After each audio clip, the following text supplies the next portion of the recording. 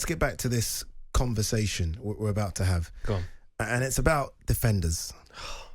It's about the big man, Virgil van Dijk, right? I see a lot of United fans get really upset when Virgil van Dijk's name's mentioned as one of the best Premier League defenders. And I understand the argument. Mentioned as one of the best, that's fine. The best, right? The best. And I can understand the debate about longevity. I fully get that. When you send defenders like Rio and John, do it for 10 seasons, right? And against the strikers they're competing against. They seem, though, to get really irritated when some fans suggest that Van Dijk is better than Vidic. So I just wanted your honest opinion about Van Dijk or Vidic before we have this debate, because I think Van Dijk's clear of Vidic. I don't even think it's a debate. But United fans seem to think it's a debate, and I'm like, they're in different stratospheres. I do get tribal about this to wind up opposition fans, so but no, in that one. Yeah. But like, I'd as an individual. That's the only sort of talk. There is as an individual. That's the you can have a conversation. That's not a conversation. You can have a conversation. That's not a conversation. You can have a conversation. I think you know that, so it's not a conversation.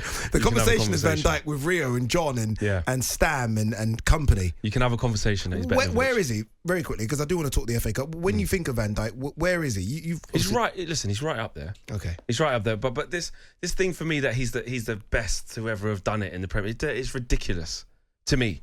He's just not. He's right up there, but it's ridiculous that he's one of the best. That he is the best. But he's right up there, but it's ridiculous that he's the best. So he's in the top 5. Then that means you can have an argument then that he could be the best. He might be in the top 5. No, you can't. Because some people are undoubtedly 1 and 2, and then other than that, you can have a little bit of a debate. Still top 5. But some people are just they're just not number 1, and that's him. He's not. Okay, I think he's broke into that conversation with Ferdinand and Terry. They're number 1 and 2. Because he's had his prime, 3 or 4 years where he's been absolutely brilliant. But then when he was playing against Inverness, Caledonian and Thistle, and then partnering Yoshida and getting spun by Martial in his debut season, while Rio and Vidic and those guys were playing top for many, many years, and what gets labelled, they were playing with the best. Yeah, because they were the best. For long periods. See, this is in a different era. See what you just did there? See what you just did there? You said Rio and Vidic. You always talk about them as a pair, as opposed to an individual defender. And I think that's the thing that Van Dijk has on all of those. All of them seem to come in a pair apart from Van Dijk. Van Rio Dijk smashed it at Leeds. Fantastic. Most expensive British centre-back. Very good, yeah. Went to Man United, won everything. Longevity. Agreed. Longevity. Agreed. No, it's just a conversation. Top draw. I think Van Dijk's the best, but I'm biased. And you're biased with Ferdinand. I'm biased with I'd even say Terry over Van Dijk if you want. Would you? Absolutely. Terry's better than Van Dijk? Yes. All right, cool. Yes, he is. All right, cool. Chelsea. Oh, God, I really want to... Stam's better than Van Dijk. Oh, come on, he's not. He is. Yep, Stam isn't. He's, again, a good defender. And I feel bad because you're making me dig out these defenders like they're rubbish. Yep, Stam's I'm not making you do anything. No, because I feel like when you say that and I react like, no, he's not. Yep, Stam's a fantastic defender, rock solid, but he's no Virgil van Dijk. Right. I think you know that as well. He's no Virgil van Dijk. My top 3, top 4 would be Sol Campbell, Rio Ferdinand, John Terry, Virgil van Dijk, in any order, if I'm honest with you. Big shout out to Tony Adams as well. Massive shout out. Where's Vincent Kompany then? Somewhere floating around the top 10. Any chance for Newcastle? Eddie Howe under a lot of pressure. I feel like the pressure has literally ramped up with Eddie now, just because they're a team that is struggling.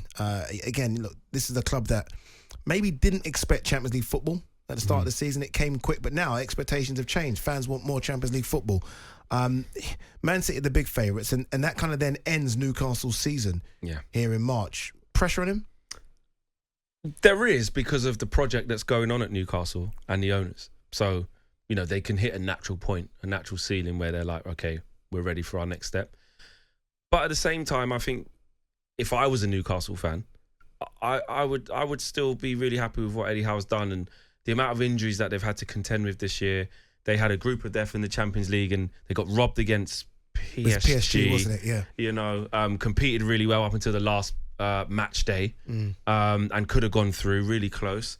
And I just think they've just had way too many injuries to be able to compete. And then when you look at how good they've got, how quickly they've got there, they've probably done it a little bit too quick. So then PSR and FFP has come into play, whereby they've had to balance the books. But that's just it's a natural thing to happen for a team like Newcastle with what they're trying to achieve. It's so difficult. With that, and I think the majority of Newcastle fans will agree with that as well. But I just don't know if these owners who, again, have their own ambitions to what they want Newcastle to be, will accept a team finishing 4th and get into a League Cup final and now being 10th. Yeah.